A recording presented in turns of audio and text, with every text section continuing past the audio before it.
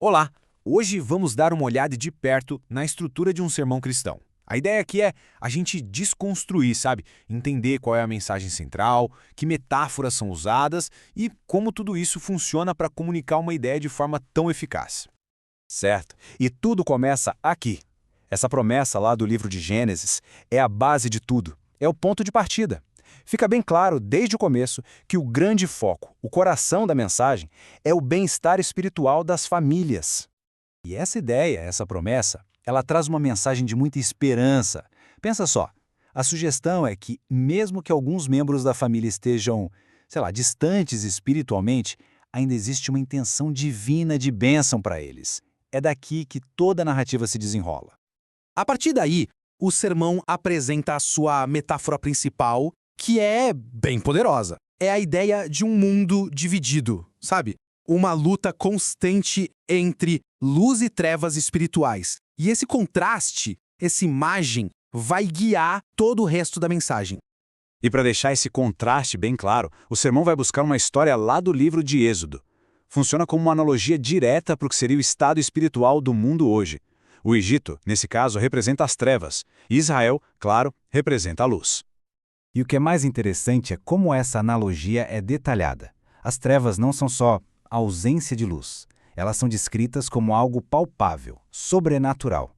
Por outro lado, a luz na casa dos israelitas não é algo que eles criaram ou que mereceram, não. Era um presente divino que não dependia da perfeição deles, nem da escuridão que estava lá fora. Então a gente chega num ponto central aqui. A escuridão não é vista como uma ameaça que precisa ser combatida. Pelo contrário, ela é o pano de fundo, o cenário que faz com que qualquer pontinho de luz brilhe muito mais. A orientação, então, não é sair para lutar contra as trevas, mas simplesmente viver na luz que foi dada por Deus. Ok, com essa metáfora da luz e das trevas bem estabelecida, o sermão agora se torna bem prático. Ele vai apresentar 3 avisos, 3 obstáculos, digamos assim, sobre como essa luz espiritual pode acabar sendo escondida ou bloqueada no nosso dia a dia. O primeiro aviso tem a ver com uma coisa bem do cotidiano, a relação entre fé e dinheiro. É quase um paradoxo, né? A forma como a busca pelo sustento pode, sem querer, acabar escondendo a própria luz. E a palavra-chave aqui é alqueire. Para entender, o alqueire era um tipo de cesto usado antigamente para medir e vender grãos. Então, no sermão, ele vira um símbolo para quê? Para o comércio, para os negócios, para o mundo das finanças.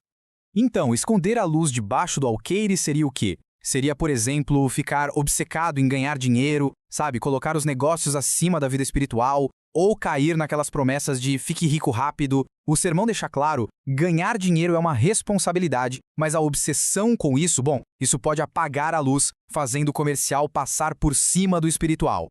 Beleza. Agora, o segundo aviso, o foco muda um pouco. Sai do que se busca, como o dinheiro, e vai para como se aparenta. Vamos falar de vaidade, de aparências.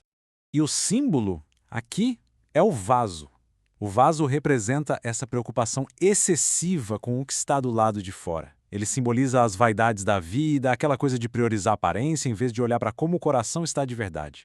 A ideia aqui é a seguinte: o problema não é ter uma casa bonita ou cuidar da aparência. A questão é quando isso esconde o que tem dentro. A mensagem é que o objetivo final é que as pessoas possam entrar num lar ou numa vida e sentir algo diferente, sabe? Uma luz, uma paz que não dá para fabricar ou comprar. E chegamos ao terceiro e último aviso. Este aqui fala de comportamentos que, segundo o sermão, afetam diretamente, diminuem mesmo, a luz espiritual. O símbolo agora é a cama. E ela tem um significado duplo, bem interessante. Ela conecta a inércia física e também a moral, com consequências espirituais. Ela representa 2 coisas, a preguiça e o pecado sexual. Então, colocar a luz debaixo da cama seria cair na preguiça, que impede os deveres espirituais ou se envolver em pecados sexuais. Essas ações são descritas como algo que pode ofuscar ou até destruir a luz que Deus deu. E para ilustrar isso com força, o sermão usa o exemplo do rei Davi. Ao pecar, ele arma para que o marido de Batseba, Urias, seja morto. E o nome Urias significa, olha só, luz de Deus. É um simbolismo muito forte de como Davi apagou a luz divina na própria vida. Bom, Depois de apresentar esses 3 grandes obstáculos, essas 3 formas de esconder a luz, a mensagem caminha para a conclusão. E agora vem uma chamada à ação bem direta sobre qual é, afinal, o lugar certo para essa luz. E o sermão lança a pergunta de forma bem direta para fazer essa ponte dos problemas para a solução, cria aquele momento de tá, e agora? Então qual é o lugar da luz? A resposta vem simples, direta. O foco muda completamente. Sai do esconder para o mostrar. A resposta é no velador. E o que é o velador? Bom, o velador, ou candelabro, é interpretado aqui como sendo a igreja.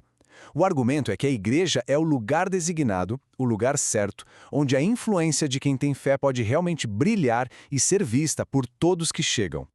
E assim, a gente amarra o argumento final. A ideia é que a fé é uma construção de Deus e foi feita para ser vista, não para ficar escondida. A luz precisa ser exposta. E a igreja é esse velador, o lugar onde essa luz brilha para que outros possam ver as boas obras e, segundo a mensagem, glorificar a Deus. Para fechar, o sermão usa este versículo de Isaías que, nossa, ele resume perfeitamente o tema central. É um chamado para se levantar, para resplandecer, para ser uma luz visível em meio à escuridão. E isso tudo nos deixa com uma pergunta para pensar, né? Em qualquer tipo de comunicação, seja qual for, percebe como uma metáfora central, como essa de luz contra trevas, consegue moldar tudo. Ela define não só o diagnóstico de um problema, mas também as soluções práticas que são apresentadas. É sem dúvida uma ferramenta de comunicação muito poderosa que a gente viu em ação aqui.